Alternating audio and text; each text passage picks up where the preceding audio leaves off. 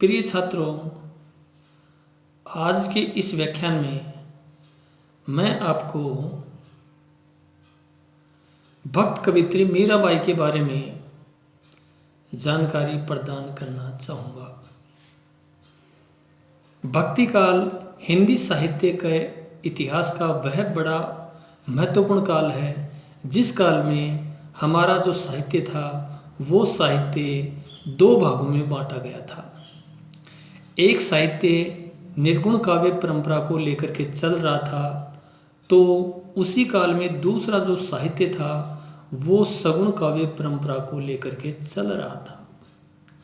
तो निर्गुण काव्य परंपरा में जहाँ पर कबीरदास और उसके शिष्य हैं उनका बड़ा ही महत्वपूर्ण स्थान माना जाता है, तो सूफी काव्य परंपरा के अंतर्गत मलिक मोहम्मद जायसी और उनका साहित्य। इसी प्रकार से अगर सगुण साहित्य के बारे में भी देखा जाएगा तो सगुण साहित्य में दो धाराएं थी, एक राम काव्य परंपरा और दूसरी थी कृष्ण काव्य परंपरा। जहाँ पर राम काव्य परंपरा में राम के गुणों का गुणगान किया गया था, तो सगुण काव्य परंपरा में भगवान श्री कृष्ण को अपना आराध्य माना गया था। तो आज मैं आपको कृष्ण काव्य परंपरा में मीराबाई के बारे में आपको जानकारी प्रदान करना चाहूँगा कि मध्यकाल के संत कवियों में मीराबाई का बड़ा ही महत्वपूर्ण स्थान माना जाता है। मीराबाई के जन्म के बारे में कहा जाता है कि मीराबाई का जन्म मारवाड़ के नागौर परगने के पास कुड़की नामक स्थान पर 1498 ईस्वी में हुआ था, अर्थात विक्रम संवत 1555 संवत में। तो इस हिसाब से हम देखते हैं तो 1498 ईस्वी में मीराबाई का जन्म हम स्वीकार करते हैं। और उनके मृत्यु के बारे में भी विद्वानों में मतभेद है, लेकिन ज़्यादातर विद्वान 1546 ईस्वी में मीराबाई की मृत्यु स्वीकार करते हैं। तो मीराबाई ने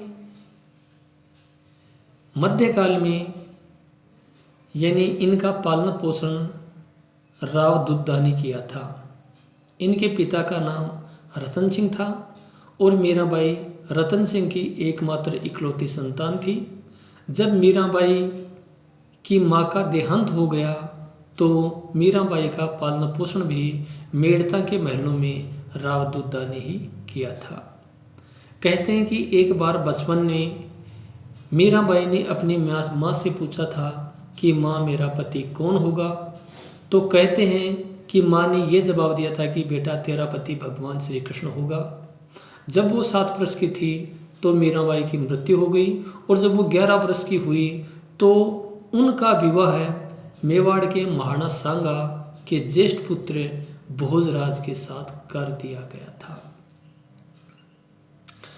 विवाह कर देने के बाद में कुछ दिनों बाद में ही जब 1527 में खानवा की लड़ाई हुई तो उस लड़ाई में राणा सांगा की तरफ से भोजराज भी लड़ा था, और उस खानवा की लड़ाई में भोजराज का अंत हो गया था, भोजराज मारा गया था। तो मीराबाई विधवा हो गई थी।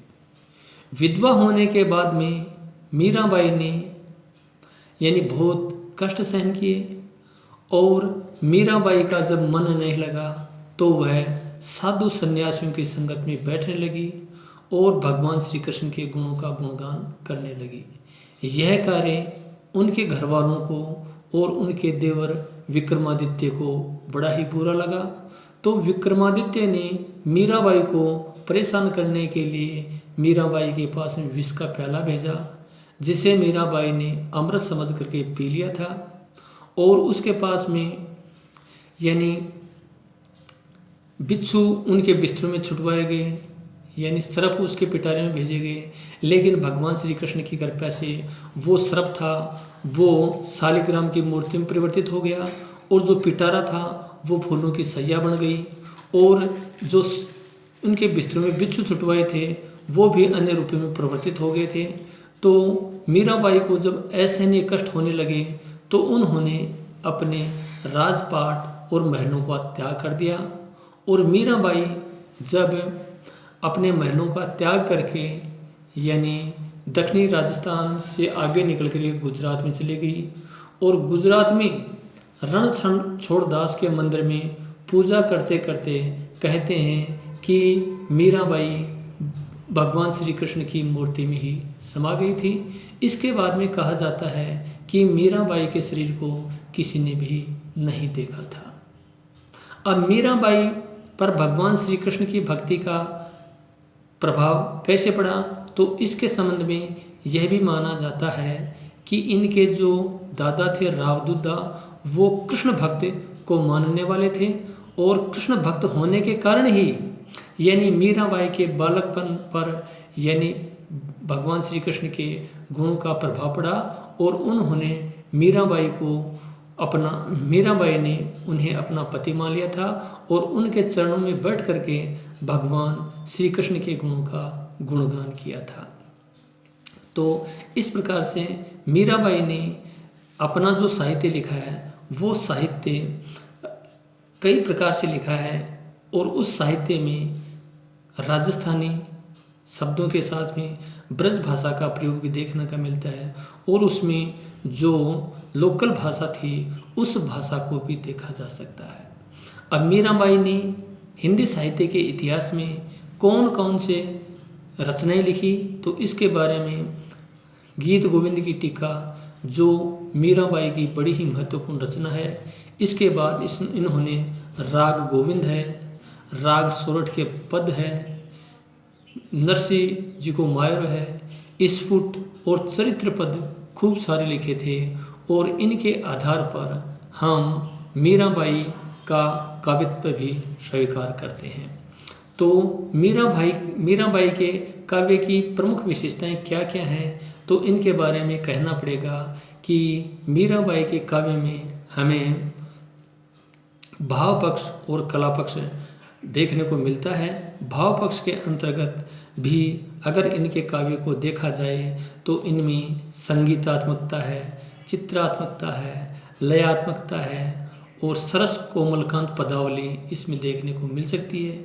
कला पक्ष की दृष्टि से भी देखें तो मीराबाई के काव्य में यानी भाषा है, शैली है आदि का ठीक वर्णन किया है और अच्छा इनका काव्य है। इस दृष्टि से मीराबाई यानी भक्ति काल में बड़ी ही महत्वपूर्ण कवित्री मानी गई हैं और उनका जो काव्य है वो आज भी बड़े ही चाव के साथ राजस्थान, गुजरात और अन्य प्रांतों में बड़ी ही सुगमता के साथ में गाया जाता है। तो मीराबाई ने हिंदी साहित्य के इतिहास में भगवान की परंपरा चल रही थी, उस परंपरा में उन्होंने भगवान के सगुण रूप का गुणगान किया। मीराबाई ने भगवान श्री कृष्ण को अपने पति रूप में स्वीकार किया है और उन्होंने भगवान श्री कृष्ण का जो भी क्षेत्र है उसको आधार मान करके अपने पदावली या अपने पदों की रचना की। जैसे उन्होंने कहा था कि आली माने लागे वृंदावन को, तो भगवान श्री कृष्ण का वृंदावन से, मथुरा से, यमुना नदी से और अन्य जहाँ जहाँ से संबंध रहा उनको मीराबाई ने अपने पदों में स्थान दिया और वो कहती है कि हर जगह कहती है कि मैंने भगवान श्री कृष्ण को अपना पति के रूप में स्वीकार किया है, भगवान श्री कृष्ण ही मेरे सब कुछ हैं। तो इस प्रकार से अगर आज देखा जाए तो मीराबाई के पद बड़े ही सरस और मीठे लगते हैं और उनके पदों की विशेषता है कि इसमें स्थानीय भाषा का प्रयोग भी किया गया है, राजस्थानी है, खिचड़ी बोली है और इसकी भाषा अच्छी है जो पुरानी राजस्थानी हम कह सकते हैं। तो मीराबाई का जो काव्य है वो काव्य भी बड़ा ही इम्पोर्टेंट है।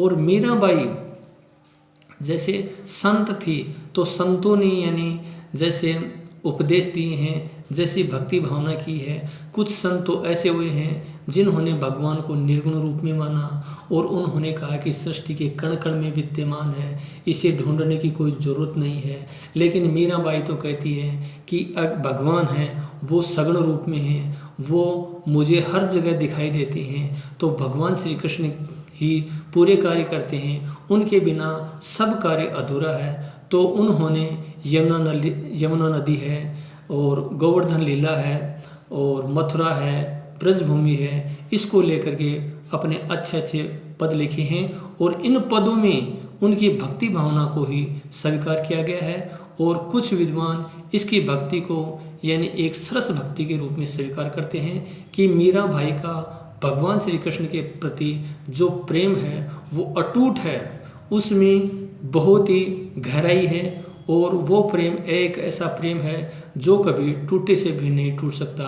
तो मीराबाई ने अपनी रचनाओं में, अपने पदों में भगवान श्री कृष्ण के गुणों का गुणगान किया, जो कि मध्यकाल में भक्ति साहित्य के अंतर्गत बड़ा ही महत्वपूर्ण स्थान माना जाता है। तो इसके बारे में कहा जाता है, जब साधु सन्यासियों की संगत में मीराबाई रहने लगी तो उनके घर परिवार वालों को बुरा लगा, तो मीराबाई को उलाहने भी सुनने पड़े। लेकिन उन्होंने उनके घर वालों की तरफ से ज़्यादा ध्यान नहीं दिया और अपना जो पूरा का पूरा ध्यान था वो भगवान श्री कृष्ण के चरणों में लगा दिया। जब राणा सांगा को मीराबाई की भक्ति का पता चला तो कहते हैं कि चित्तौड़गढ़ के किले में यानी मीराबाई के लिए भगवान श्री कृष्ण का मंदिर भी बनवा दिया था, जिस मंदिर में मीराबाई भगवान श्री कृष्ण के गुणों का गुणगान करती थी। और उसी समय उन्होंने अपनी रचनाओं को प्रस्तुति, अपनी रचनाओं को लिखा। इन रचनाओं को देखने के बाद में तो ऐसा लगता है कि मीराबाई का जो प्रेम था, जो भाव थे, वो बड़े ही महत्वपूर्ण हैं। और आज भी मंदिरों में और धार्मिक स्थानों पर मीराबाई की भक्ति भावना, मीराबाई का भगवान श्री कृष्ण के प्रति जो प्रेम था, जो अटूट रिश्ता था, उसके भजन बड़ी ही मीठी सुरीली आवाज़ में सुनाई देते हैं। और मध्यकाल में अगर भक्त कवित्री हुई है तो मीराबाई के समान राजस्थान में, क्या मध्यकालीन भारत में कोई मीराबाई के समान दूसरी भक्त कवित्री नहीं हुई है। तो प्रिय छात्रों, आज के इस व्याख्यान में मैंने मीराबाई की भक्ति भावना और मध्यकालीन कवियों में मीराबाई का स्थान, इसके बारे में मैंने आपको जानकारी दी। और मीराबाई का जो पाठ है, वो मीराबाई के जो पद हैं, वो पद तो आपने 5वीं 6वीं क्लास से लेकर के 12वीं तक की क्लास में आपने सुने हैं, गाए भी होंगे और सीखे भी होंगे, इनका अर्थ भी जानने की कोशिश की होगी। तो आज आप यानी फर्स्ट ईयर की क्लास में आ गए तो इसमें मीराबाई का पद्यांशों की जो व्याख्या है, वो व्याख्याएँ बड़ी ही सरल हैं, संक्षिप्त हैं, आकर्षक हैं, व्यवहारिक हैं। और उनकी भाषा यानी राजस्थानी भाषा, जो पुरानी राजस्थान की भाषा थी, वो इनके शब्दों का प्रयोग हुआ है। तो प्रिय छात्रों, आज के इस व्याख्यान में मैंने मीराबाई की पदावली और मीराबाई का जन्म स्थान और मीराबाई का भगवान श्री कृष्ण के प्रति जो अटूट प्रेम है, उसके बारे में आपको जानकारी दी। तो आज के इस व्याख्यान में बस इतना ही। धन्यवाद।